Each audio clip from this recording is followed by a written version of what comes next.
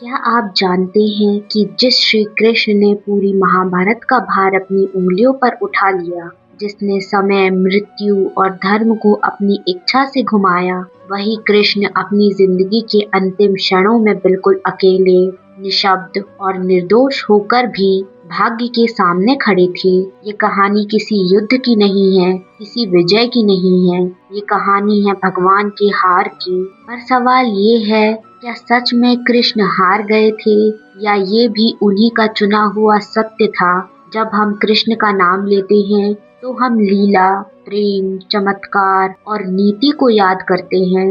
मथुरा से लेकर द्वारका तक, गोकुल से कुरुक्षेत्र तक, हर जगह कृष्ण ही कृष्ण दिखते हैं। पर जो कहानी शास्त्रों के पन्ने धीरे से पलटकर छुपा देती है, वो यह है कि कृष्ण की जिंदगी का सबसे गहरा दर्द उनकी विजयों के बाद शुरू होता है।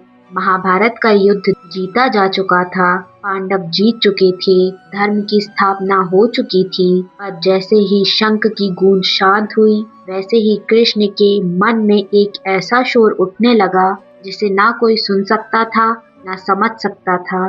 कुरुक्षेत्र की मिट्टी पर बहते लहू के हर बूंद का गूंज कृष्ण के हृदय पर लिख दिया गया था। अर्जुन जीता, पर कृष्ण ने अपने हाथ खो दिए। युधिष्ठिर राजा बने, पर कृष्ण ने अपना वंश लिख दिया था विनाश के लिए। जो सबको रास्ता दिखाता रहा, उसके लिए कोई रास्ता नहीं छोड़ा गया। क्या ये सब भाग्य था या कृष्ण का अपने लिए हुआ निर्णय?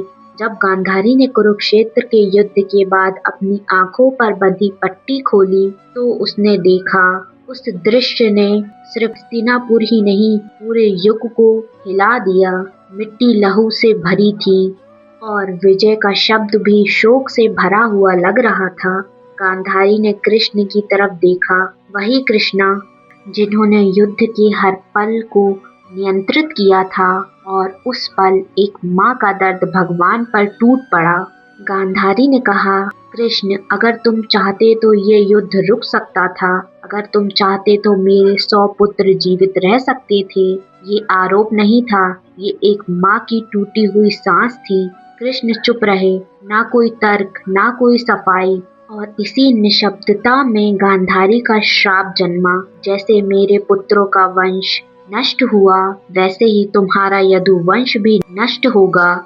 उस श्राप के शब्द गूंज बन गए। सबने सोचा, भगवान को कौन श्राप दे सकता है, पर कृष्ण ने मुस्कुराकर सर झुका लिया, जैसे वो इसी पल का इंतजार कर रहे थे, जैसे उन्होंने अपने भाग्य को पहले ही लिख दिया हो।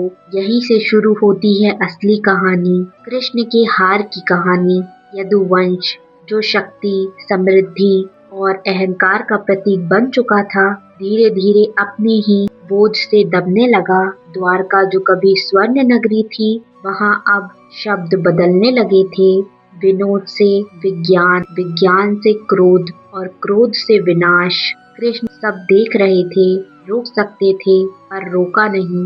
बलराम, जो हमेशा कृष्ण के साथ खड़े रहे, एक दिन अपना शरीर त्याग कर देते हैं। शेषनाग का रूप धारण करके पृथ्वी से चले जाते हैं। उस दिन कृष्ण पूरी तरह अकेले हो जाते हैं। जो भाई बचपन से साथ था, जो युद्ध में ढाल था, अब वो भी नहीं। और फिर आता है प्रभास क्षेत्र का पल। यदुवंशी आपस में ही युद्ध कर बैठे हैं। मदिरा, अहंकार और पुराने श्राप मिलकर आग बन जाते हैं। एक एक करके सब गिरते जाते हैं। कृष्ण दूर खड़े सब देखते रहते हैं। ना सुदर्शन उठाते हैं, ना कोई लीला होती है, जैसे भगवान ने अपनी शक्तियों को खुद ही बांध दिया हो। क्या ये हार थी? जब सब कुछ शांत हो जाता है, कृष्ण एक पेड़ के नीचे बैठ जाते हैं, थके हुए नहीं, बस पूरे, जैसे अपना कर्तव्य पूरा कर चुके हों। उस समय एक शिकारी जरा उनके पैर को हिरन समझकर बाण चला देता है। बाण लगता है, कृष्ण गिरते नहीं, मुस्कुराते हैं। उस पल अगर कृष्ण चाहते तो समय को पलट सकते थे, मृत्यु को रोक सकते थे, पर उन्होंने नहीं रोका, क्योंकि यही उनकी अंतिम शिक्षा थी कि जो सब कुछ नियंत्रित करता है, वही स्वयं नियंत्रण के बाहर आकर ही मानव को पूर्ण संदेश देते हैं। जरा रोते हुए माफी मांगता है। कृष्ण उसे उठाकर कहते हैं, ये भी नियति थी। और यहीं पर सवाल फिर उठता है, क्या कृष्ण भाग्य से हार गए थे? नहीं, कृष्ण ने हार चुनी थी, क्योंकि अगर भगवान जीते रहते तो मानव का भरोसा टूट जाता। अगर भगवान भी दर्द न सहे तो मानव का दर्द अर्थहीन हो जाता। कृष्ण ने अपनी मृत्यु से यह सिखाया कि धर्म का अंतिम चरण त्याग होता है, शक्ति का अंतिम रूप समर्पण होता है। यह कहानी यही खत्म नहीं होती। कृष्ण के जाने के बाद द्वारका समुद्र में समा जाती है, जैसे संसार भी कह रहा हो, जो आया था वो अपने काम करके चला गया। और हम आज भी पूछते हैं, क्या कृष्ण हार गए थे? शायद नहीं, शायद ये उनकी सबसे बड़ी विजय थी। जब भगवान श्री कृष्ण धरती से चले गए तो वे किसी एक व्यक्ति से नहीं, बल्कि अपने पूरे जीवन और कर्मों से मानवता को बहुत गहरा संदेश देकर गए। उनका जाना भी एक शिक्षा थी। श्री कृष्ण क्या कहना चाहते थे? वे ये बताना चाहते थे कि मैं नहीं, मेरा धर्म और मेरे उपदेश शाश्वत हैं। उनका संदेश था, कर्म करो, फल की चिंता मत करो, क्योंकि आसक्ति ही दुखों का कारण है। धर्म व्यक्ति से बड़ा होता है, चाहे अपना ही क्यों ना हो। अधर्म के साथ खड़ा मत रहो। जीवन परिवर्तनशील है, जो आया है उसे जाना ही है। यह सत्य स्वीकार करना सीखो। अहंकार का अंत निश्चित है।